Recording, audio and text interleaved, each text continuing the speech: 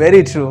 It's also important to note spiritual dryness often leads to deeper questions about faith itself, why we believe, and what sustains belief over time. So, another question: how can we tell the difference between a true Christian and someone who only appears faithful on the outside? Okay. Well, I would advise us to ask the question to ourselves first. Look into the mirror of the word and see where you stand before we try to point the finger at somebody else and say, hey, she is not a Christian, or he is not a true Christian, or she is putting up a face. I think we need to be a little cautious. Jesus advised that. He said, remove the plank from your own eye before you want to take the speck from out of your brother's eye. So, which means we need to check, introspect where we are. That would be the first step. And then if you still feel you have that noble intention to go and correct somebody, then we can look at them and kind of advise them. Now, the Bible gives us clues how to identify people. You will know a tree by its fruit. Yeah.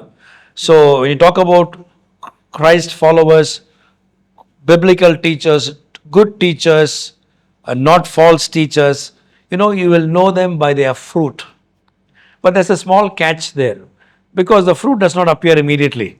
There's a process after which only the fruit shows up. Then only you know, so this is a weed, or this guy is just fooling around all the time. All right.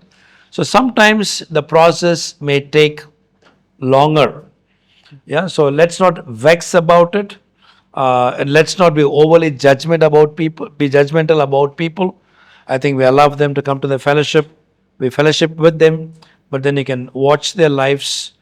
In case you think somebody is having vested interests, or they're not seriously part of this group, for whatever signals you might pick up, discuss with another brother or sister in the group. That's a wise thing to do.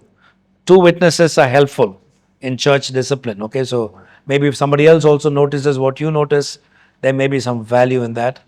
But generally, I think let's work towards love or charity in the King James Version, because love covers a multitude of sins. All right, so let's not be too judgmental on others while being very gracious to ourselves.